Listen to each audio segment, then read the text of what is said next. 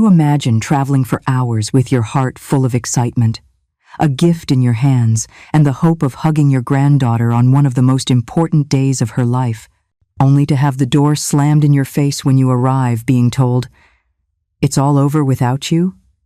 That happened to me, and I can still feel how those words broke me in two. That day, I discovered they hadn't just left me out of a ceremony, they had left me out of their priorities.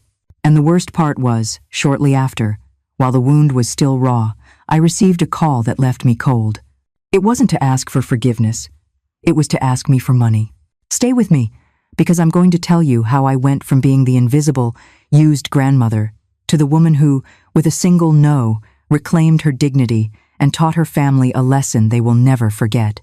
And before we begin, subscribe right now and hit the notification bell, because here we share real stories that can open your eyes and give you back the strength you thought you had lost.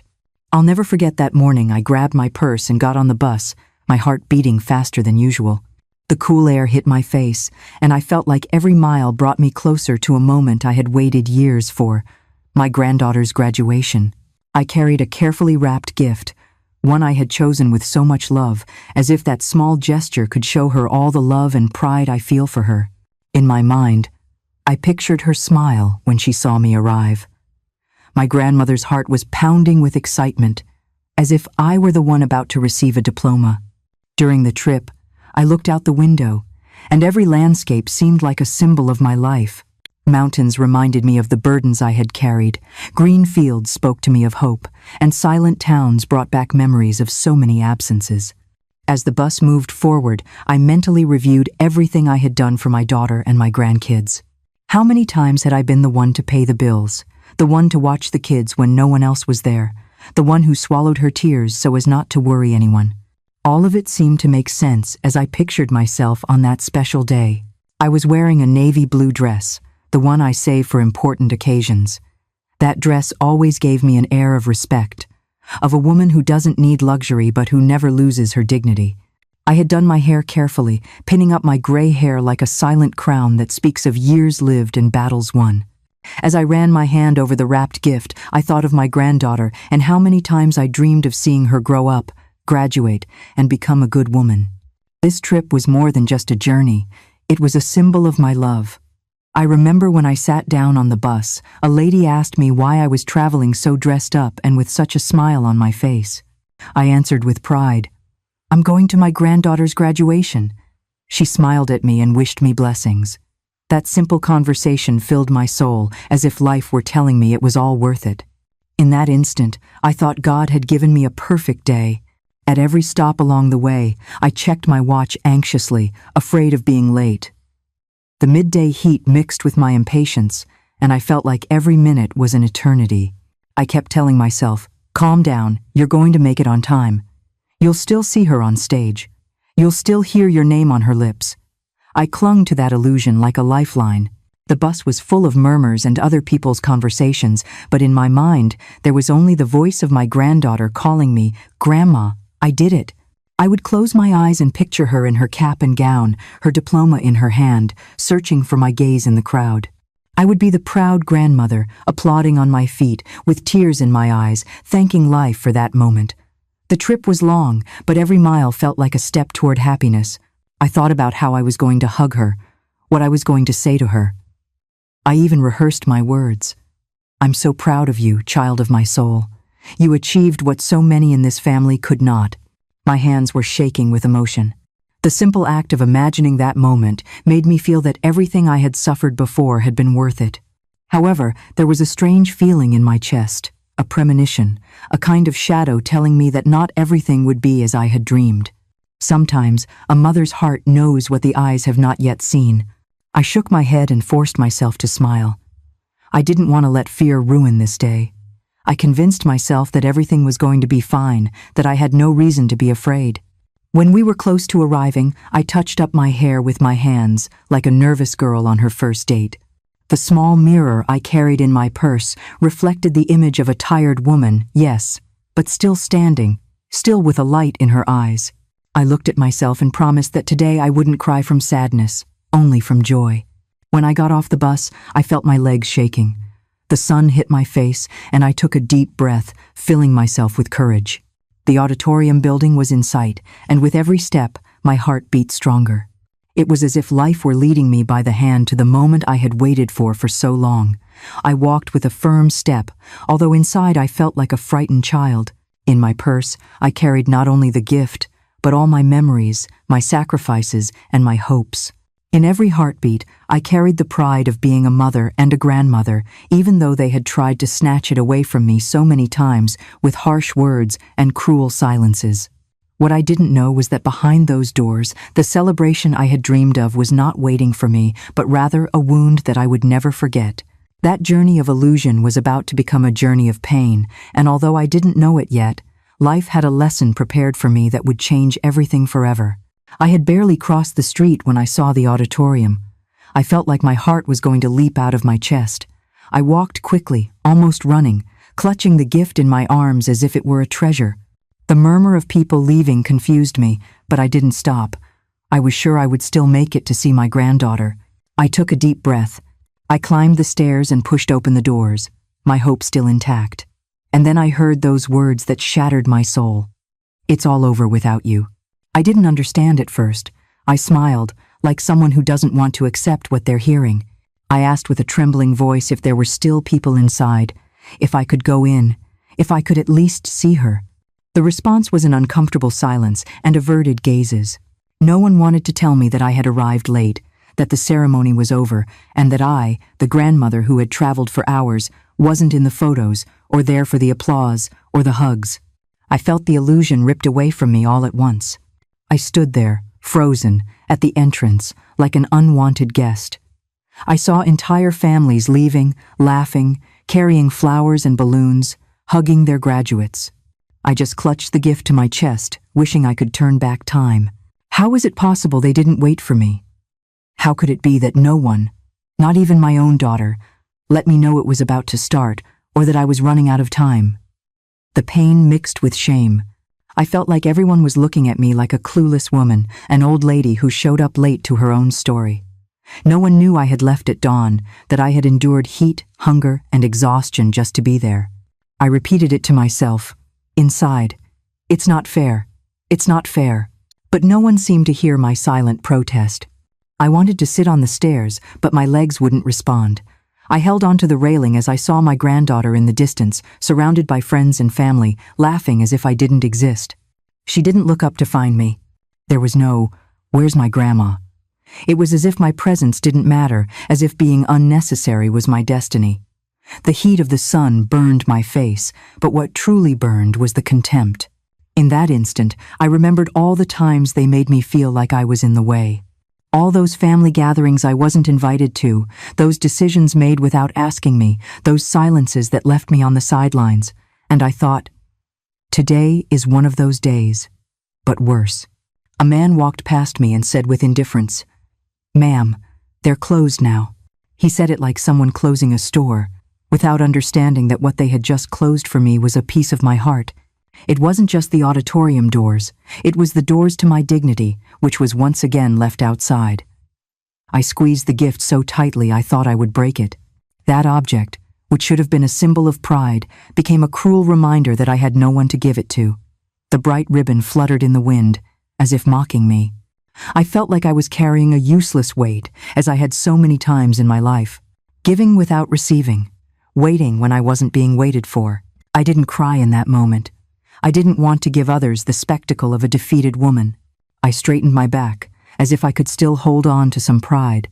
But inside, I was broken, like a shattered piece of glass that can't be fixed. And in my silence, a scream was hiding that no one heard. I walked away slowly, with steps that felt heavier than my own body. Every foot that separated me from that door was a foot that sank me deeper into sadness. I watched the families taking photos, while I only saw my reflection in the building's glass. An invisible grandmother, a surplus woman in the lives of her own family. Deep down, I hoped someone would call my name, that they would run to find me, that they would say, "Wait, you can still make it." But there were no voices, no outstretched hands. Only the sound of laughter that wasn't for me, of applause that had already ended without me. That echo got stuck in my ears, and I still hear it every time I close my eyes. What I will never forget is the feeling of having arrived and not having been expected, as if my love had no value, as if my presence were irrelevant. That was the blow that broke me in two, the stab I never saw coming, and although I felt defeated in that instant, that pain would eventually become the strength that would make me rise up in a different way. I stood in front of the empty auditorium, not knowing where to go or what to do with my own hands. My throat was tight, as if an invisible knot was stopping me from screaming what I held inside. In that moment, I discovered that silence can hurt much more than a scream. Because no one confronted me, no one asked me, no one said, "We were waiting for you." Just silence, as if my presence were a nuisance. I took a few steps toward the plaza in front of the building, looking for a bench to sit on.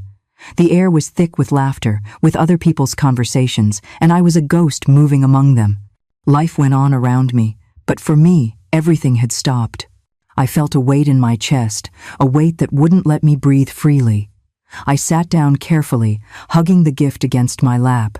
The ribbon shined under the sun, reminding me of the excitement with which I had prepared it. I caressed it with my fingers, and a long sigh escaped me, as if I could expel the sadness from within. But it didn't work. The sadness stayed, lodged like a thorn impossible to remove. I watched the happy families and wondered at what point I stopped having a place in mine. At what point did I go from being the woman who held everyone up to the woman who is in the way? The question pierced me again and again, like a painful echo. No one noticed that there, just a few feet away, was a broken grandmother who only wanted to be a part. The shame was so great that I didn't even dare to call my daughter. What was I going to say? That I was outside like a beggar, waiting for an explanation? No. I preferred to stay silent. Silence became my shield, even though it was devouring me from the inside.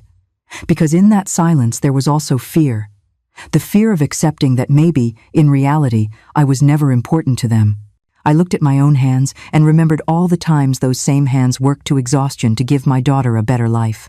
I remembered the plates of food I served, the sleepless nights watching my grandkids, the bills I paid without anyone asking me to. My hands were trembling now, but not from age, from helplessness. The murmur of the crowd mixed with the song of some birds. For anyone else, it would have been a perfect day, full of light and celebration. For me, it was a day of defeat. The music from the school band, which I could still hear in the distance, sounded like mockery to me, like a cruel reminder that I arrived late, that I was left out. I wanted to cry, but the tears wouldn't come. It was as if my own body had told me, no more. I had gotten so used to being silent, to enduring, that even my tears refused to fall. The silence became absolute, both outside and inside me, and that emptiness was louder than any scream. Every laugh I heard hurt like a knife. It was as if every chuckle was telling me, "You don't belong here." I lowered my gaze so I wouldn't see anymore, so I wouldn't keep driving thorns into my own heart. I clenched my teeth so I wouldn't let even a whimper escape. I didn't want anyone to see me weak, even though I was falling apart inside. Time passed slowly, as if wanting to prolong my agony. The sun was already starting to set, but my soul was still burning. I remembered how, as a child, I was taught that family was the most sacred thing, the only thing that should never fail you. And yet, there I was, feeling like a stranger in the lives of those for whom I had given everything. The silence asked me questions I didn't want to answer. Do they really love me? Or do they only look for me when they need something? The doubt was like a poison running through my veins. And the worst part was that, deep down, I already knew the answer. The silence was screaming it at me without words. I stayed there, sitting like a statue, invisible to everyone, but aware of every detail around me. I was the portrait of a woman who had been forgotten on her granddaughter's most important day, and although I felt defeated in that instant, that silence planted a seed in me, a seed that, sooner or later, would blossom into a strength I didn't even know I had. I stayed seated on that bench, looking at the auditorium in the distance. And suddenly, the memories began to hit me with a force that burned me inside. They weren't sweet memories. They were hot coals reminding me of everything I had done for my daughter and my grandkids. Every sacrifice, every sleepless night, Every dollar I handed over without expecting anything in return came back to me like an unquenchable fire. I remembered when my daughter was little and I worked my fingers to the bone at 2 jobs so she would want for nothing. I was the one who sewed her school uniform, the one who stayed up until the early morning hours finishing the ironing. And now, sitting there, I wondered, what was the point of all that effort if they didn't even have the courtesy to wait for me for a couple of minutes? The images came one after another, like scenes from a cruel movie. I saw myself running in the rain to get to school meetings on time, always alone, always with no one to accompany me. I saw myself paying for her college textbooks when my daughter had no way to cover them. I did all of it with love, with faith that one day my effort would be recognized. But on that bench, I understood that, to them, my sacrifices were invisible. My heart burned, thinking about how many times I said no to my own dreams to say yes to theirs. Trips I didn't take, things I didn't buy, breaks I never allowed myself, all so they could have a better life. And yet, there I was, alone, invisible, forgotten on the day that should have been one of the happiest. I thought about the times I watched my grandkids when my daughter wanted to go out or work.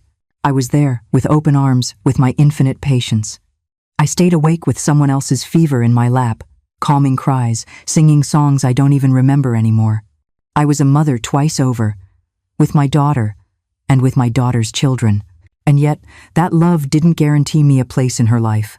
It burned me to remember that every Christmas, I was the one who set the table, the one who cooked tirelessly, the one who found a gift for every single person. And I did it gladly, because I thought that in a family, it was always worth it. But now I understood that, at those tables, I was seated more as a servant than as a mother. I gave, they received. I supported, they forgot. The memories mixed with a silent rage that I didn't know how to contain. I wondered if my daughter remembered all that, if in some corner of her heart she kept the gratitude I so desperately hoped for.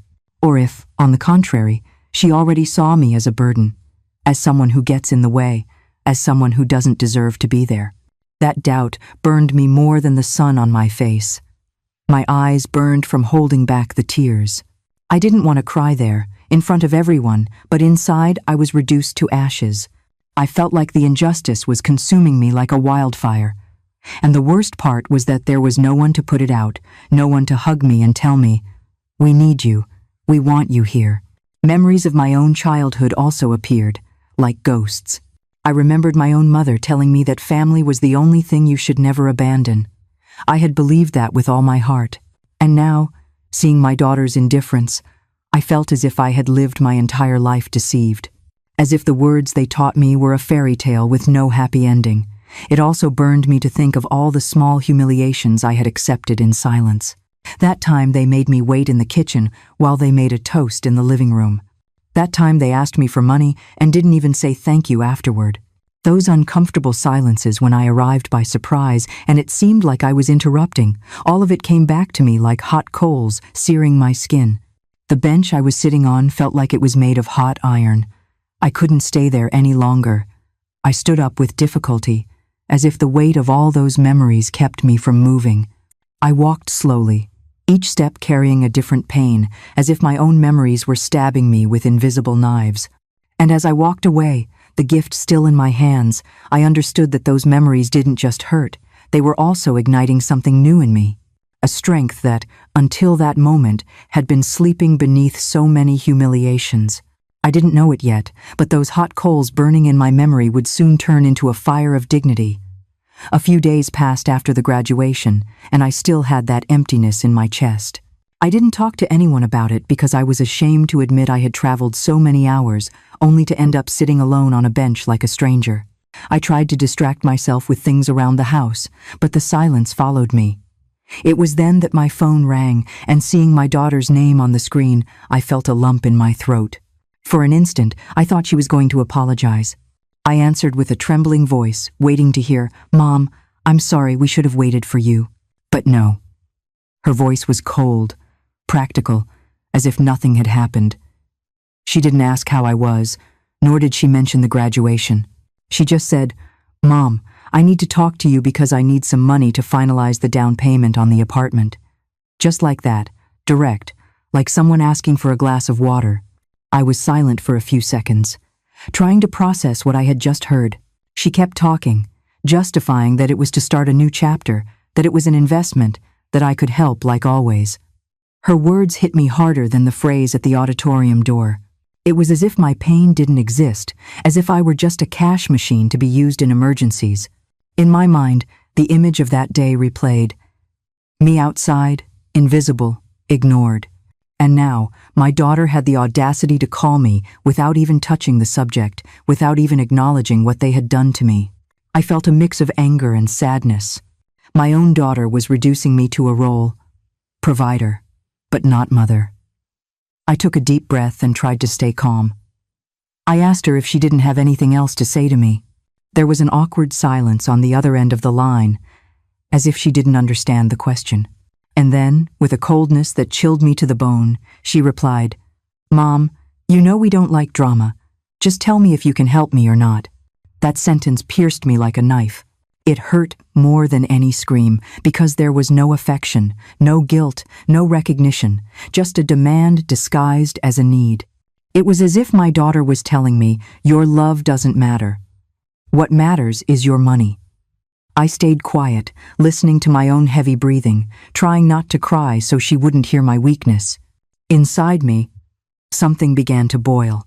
I remembered all the times I ran to her rescue, when she needed to pay the rent, when she didn't have money for the kids' school tuition, when she lost her job. I was always there, giving everything without asking for anything. And now, after having silently humiliated me at the graduation, she was asking me for more, again. I was forced to ask myself, when was the last time my daughter called just to see how I was? I couldn't remember. It was always to ask for something, always urgent, always with the tone of, "You can. You must." And I, with my soft heart, always said yes. But in that instant, something in me began to break. She kept insisting, giving me figures, dates, almost as if she were talking to a bank, and not her mother. Her voice sounded impatient, annoyed that I wasn't responding immediately, and as I listened to her, I understood the truth. It wasn't me she cared about, it was what I could give. That reality hurt me so much that I had to bite my lip to keep from screaming. The memory of the graduation mixed with that moment. It was the same feeling. Being present, but not seen. Being there, but not valued. My daughter didn't see the mother who gave everything. She only saw the woman who could solve her problems one more time. That truth was destroying me, but it was also lighting a spark I hadn't felt before. I wanted to say yes, like always, just to avoid problems. That was the habit. Stay quiet, give, and then cry alone. But something inside me stopped me. A firm voice, one I wasn't used to hearing from myself, told me, "No more. Not this time." And even though my voice was still shaking, I knew that spark would soon become a fire. I hung up the phone without giving her a definitive answer. I stared at the dark screen, hearing the echo of her words. "Just tell me if you can help me or not." And I thought, someday you will learn, daughter, that a mother is not meant to be used. That day was closer than she imagined. After that call, I sat in the kitchen, staring at the tablecloth, as if I could find an answer in its embroidery. The silence of the house enveloped me, and for the first time, I didn't feel at peace in my own home. I felt an emptiness, but also something different, something I couldn't immediately recognize, a kind of strength being born in me, as if the pain were transforming into something new. All my life, I had thought that being a mother meant giving everything, even if it hurt me, even if I neglected myself. I had believed that love was about giving without measure. But in that instant, I understood that it had also been a mistake to let them confuse my love with an obligation, my kindness with weakness. And that thought was like a slap in the face that woke me up. I got up from the chair and walked through the house, remembering every sacrifice, every silent humiliation. The echo of those memories no longer made me cry. It made my blood boil. It was as if someone inside me was screaming, "Enough!" And for the first time, I didn't try to silence that voice. On the contrary, I listened to it carefully, like someone finally recognizing their own soul.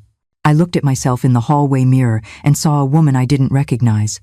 A woman with eyes red from holding so much in, with shoulders slumped from carrying other people's burdens. But beneath that exhaustion, there was another look. That of a woman who still had dignity. That of a woman who was tired of being invisible. And in that mirror, I made a silent promise to myself. I would not let them use me again. As I ran my hands through my gray hair, I found myself talking aloud. I am not a bank. I am not a cash machine. I am not an object. I am a mother. I am a woman. I am a person. I repeated those words like a prayer, as if saying them enough times would engrave them on my skin. And although my voice trembled, I felt that each repetition gave me back a piece of strength. For the first time in years, I asked myself what I wanted. Not what my daughter wanted, not what others expected, but what I, as a woman, as a person, needed. And I found myself wanting respect, peace, freedom. I found myself wanting to set a boundary. That word, boundary, rang in my head like a bell I couldn't ignore. The memory of the graduation hurt, yes, but it also served as a mirror. There was the proof of what happens when you stay silent for too long. They leave you out. They make you invisible. I didn't want to feel that emptiness again. And the only way to avoid it was for me to change, even if it hurt. I realized my daughter wasn't going to change on her own. She had gotten used to seeing me as someone always available, no matter the damage it caused me. And if I didn't do anything, it would never end. That truth hurt me, but it also enlightened me. The change had to start with me. I felt scared, I admit it, because my whole life I had said yes, even when I was screaming no on the inside. And now, the idea of refusing seemed like jumping into an unknown abyss. But I also felt something I hadn't felt in a long time. Pride. Pride in thinking that maybe I could get my voice back, my place, my dignity. I didn't sleep that night. I tossed and turned in bed, rehearsing what it would be like when she called back to insist on the money.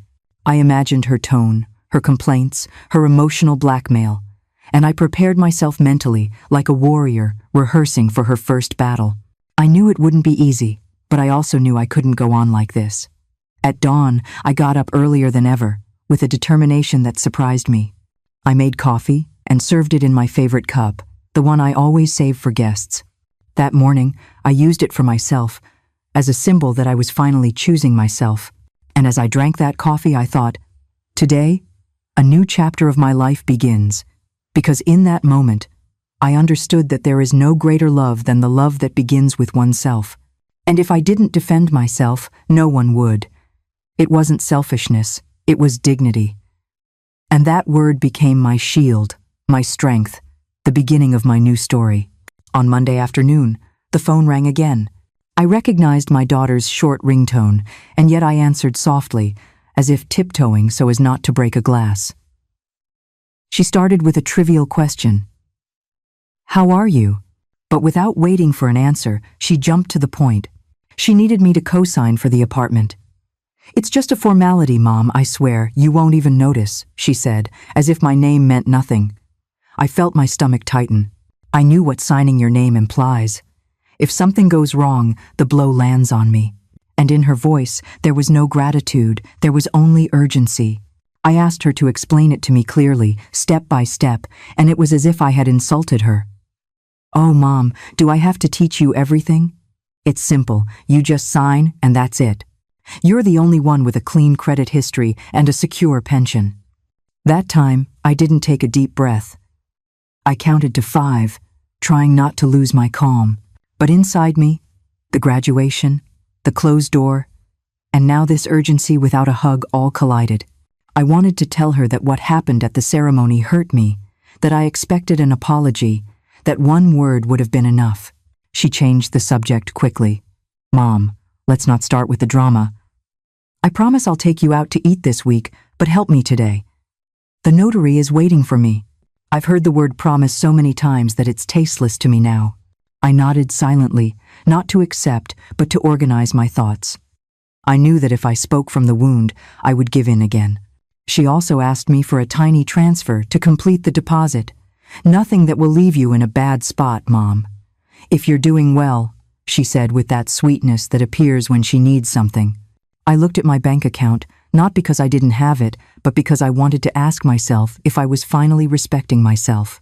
It wasn't the money, it was the treatment. It was the feeling of being useful, but not loved.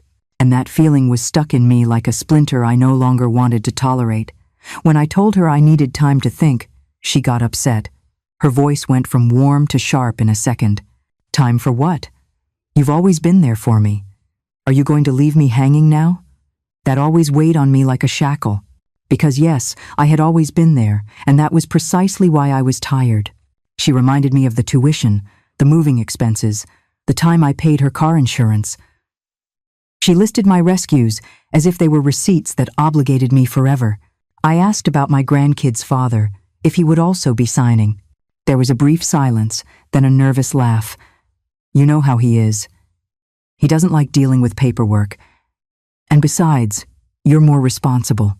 The word responsible sounded like a label stuck to my forehead. The one who solves, the one who answers, the one who pays. And the daughter? What does she answer for? Who does she make amends to when she hurts someone? That thought stung me with a new clarity. Then came the blackmail disguised as affection. Mom, if we don't sign this week, we lose the apartment. The kids are so excited about having their own rooms. Don't make me look bad.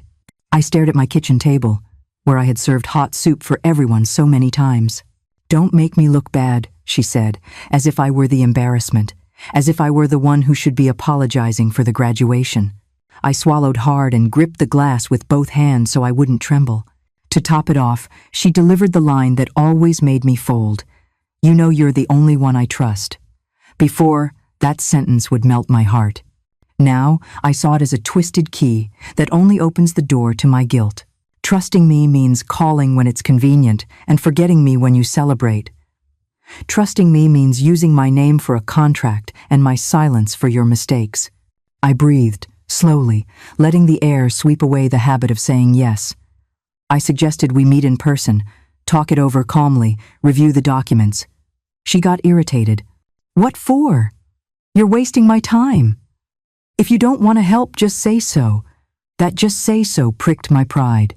Because for the first time, it wasn't that I didn't want to help. It was that I wanted to help in a different way, without destroying myself. And her impatience confirmed that what was urgent wasn't my well-being, but my signature. Near the end, she dropped the veiled threat. Mom, really, I don't want this to affect our relationship. It would be sad if the kids stopped visiting you because of tensions. Right there, I understood everything. My grandkids' visits as a bargaining chip. Affection as a button to be pressed when convenient. I closed my eyes for a second and saw myself, standing, outside the auditorium. That image held me steady. I was not going to allow another closed door. But this time, I was the one who was going to close the door. To the manipulation. I said calmly that I loved her and wanted to see her, but that I would not sign anything without getting advice and without setting clear conditions. I didn't yell. I didn't cry. My voice sounded strange, new, as if it finally belonged to me. On the other end, silence. Then a huff. You're unbelievable, Mom. Always complicating everything. It hurt, of course, but for the first time, the pain didn't make me back down. It made me plant my feet. I hung up and rested my forehead against the window pane. Outside, the afternoon was falling like a curtain. I didn't know if the play was going to continue with the same old script, or if I would finally dare to write my own. No one suspected it, not even her. But as the sky lit up with orange, I began to form a plan in silence. A plan to teach, without screaming, the lesson I had avoided for so many years out of fear. That night, I stayed up late, with the phone turned off and the curtains drawn. I didn't want to see anyone. I didn't want to hear anyone. I just needed to hear myself. I poured myself a cup of coffee, even though it was already midnight, and as the steam rose, I felt a plan beginning to rise in my mind as well. It wasn't a plan for revenge. It was a plan for dignity. I told myself over and over that I couldn't keep falling into the same trap, saying yes to avoid conflict, to keep the peace, to not feel guilty. That peace I was always seeking never existed. It was just a comfortable silence for others and a painful one for me. I understood that the time had come to do something different, even if my hands were shaking. It wasn't easy to think this way. For decades, I had been taught that staying quiet was right, that giving was natural, that sacrificing was noble. But now, with every memory of disrespect, with every favor used as a chain, another truth was weaving itself inside me. Being a mother doesn't mean being a slave. And with that certainty, I began to imagine how to deliver the blow no one expected. I got up from the table and walked to the room where I keep my documents. There were my papers, my notebooks, my accounts in order. I looked at them one by one and thought, here is my life, here is my hard work, here is my independence. And for the first time, I decided I was not going to put them on the line for someone else's irresponsibility. That night, I discovered my signature was worth more than gold because it was the representation of my freedom. The plan began to take shape as I wrote down on a piece of paper what I was going to say the next time she called. I didn't want to improvise. I didn't want to tremble. I wanted to be firm, like those statues that withstand centuries of storms. I wrote down every word because I knew that when it was time to speak, she would try to disarm me with guilt, promises, and blackmail. But I had to be ready. I looked at myself in the hallway mirror and rehearsed short, firm phrases. Without tears. I am not going to sign anything. I am not going to lend you money. If you visit me, let it be for love, not out of self-interest. Each phrase was a brick in the wall I was building around my heart, not to close it, but to protect it. As I rehearsed, I felt fear. Fear that she would yell at me, that she would say hurtful things, that she would accuse me of not loving my grandkids. That fear was real. I felt it like a chill down my spine. But at the same time, I felt a warmth in my chest, a spark reminding me that for the first time in my life, I wasn't planning how to save others, but how to save myself. I thought about my grandkids, their little faces, their laughs. They weren't to blame, they were innocent, but I also understood that I couldn't keep letting them use me through them. The blackmail involving their visits was the cruelest part of all, and if I gave in one more time, that game would never end. I swore to myself that this time I wouldn't let them be used as bargaining chips. My plan wasn't to slam the door or cut off all ties. It was to teach a lesson. To show my daughter that a mother can love deeply and, at the same time, set boundaries. That love isn't measured in money or signatures, but in respect. And that respect is learned when someone, finally, dares to say no. I decided I would confront her during a family event, in front of everyone, not to humiliate her, but to make it clear that they could no longer manipulate me in silence. I had to do it in front of witnesses, so my words couldn't be twisted or forgotten. And that decision gave me a strange peace. I was no longer a victim, I was now a strategist. I put my notes in a drawer and took a deep breath. I felt stronger than ever, even if no one knew it. I slept little that night, but what little I slept was a peaceful sleep, without tears. And when I woke up, I was certain that my plan was ready. The battle would be hard, but I was no longer the same. Because I understood that when a woman decides to reclaim her dignity, no one can stop her. And although my daughter didn't know it, she would soon discover that her mother, the one who always said yes, was about to utter the most powerful no of her entire life. The day arrived faster than I imagined. My daughter called, saying they had organized a family dinner and that it would be nice for me to be there. Her voice sounded friendly, almost affectionate, but I had already learned to hear what hides behind the words. I knew that invitation wasn't casual, that she was surely looking to pressure me again. Still, I accepted, because in my mind, I already knew exactly what I was going to do. No more silence, no more guilt. I got ready calmly. I took out my navy blue dress, the same one I wore on the trip to the graduation. But this time, I wore it with a different purpose. I was no longer the grandmother full of illusions. Now, I was the woman who was going to get her voice back. As I got ready in front of the mirror, I looked myself steady in the eyes and told myself, today, I will not break. Today, they will hear me. When I arrived, I found the house full of noise, laughter, and overlapping conversations. There was music, plates being served, glasses clinking. To anyone else, it would have looked like a normal party, but to me, it was a stage.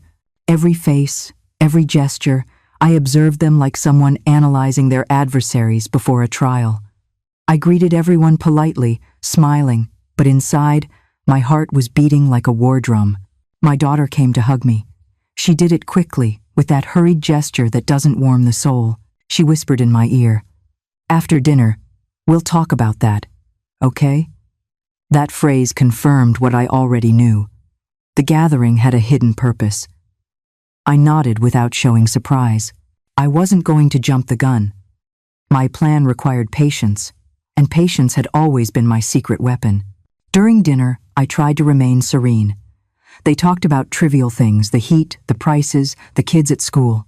I smiled and nodded, but every word from my daughter was a reminder of the pending blackmail. She laughed, acting charming in front of the others, as if everything were fine between us. No one would have imagined the storm that was about to break. The kids ran around the table, asking for dessert, laughing nonstop. That image softened my heart, because they were not to blame for any of this. It was because of them that this all hurt so much, but it was also for them that I was standing up.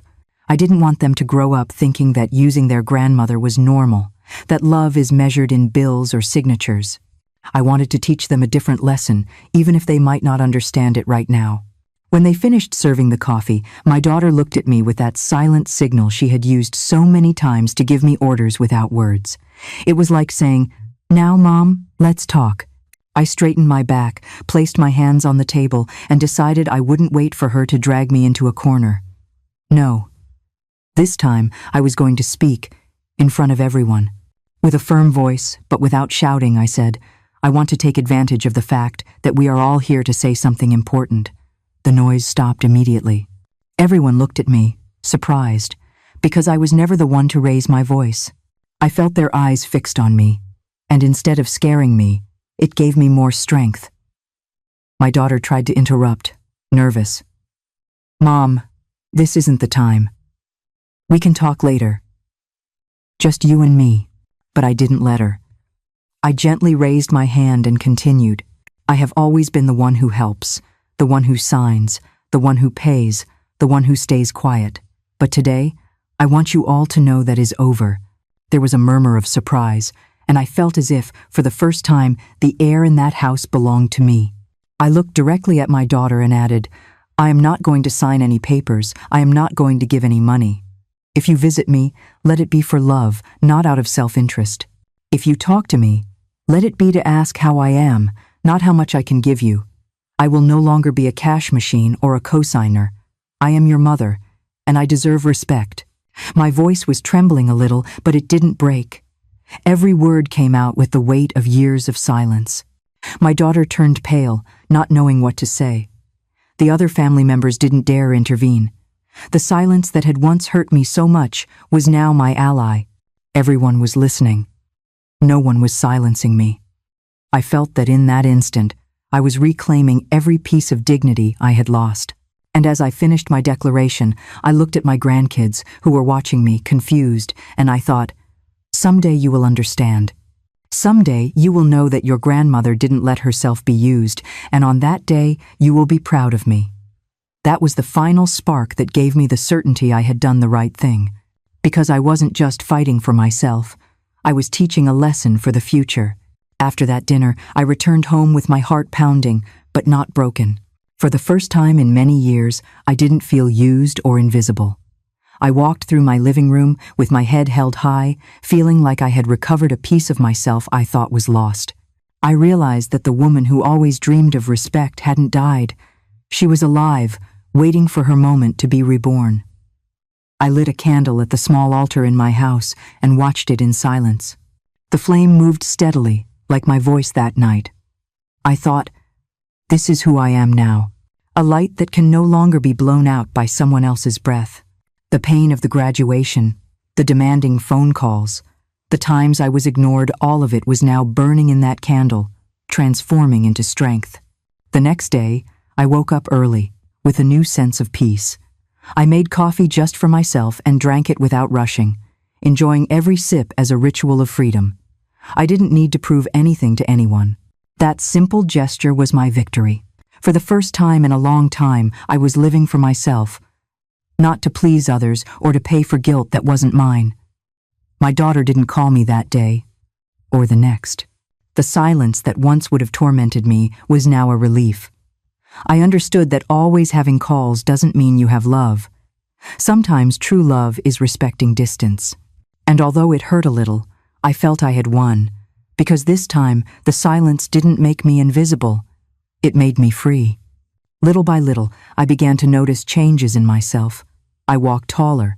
I got dressed up, not for others, but to look in the mirror and recognize myself. I bought fresh flowers for my table, not for guests, but for me. I found myself smiling alone, remembering that I still know how to enjoy my own company. That was the seed of my rebirth. One afternoon, while walking through the market, I ran into an acquaintance who told me, "You look different, somehow lighter."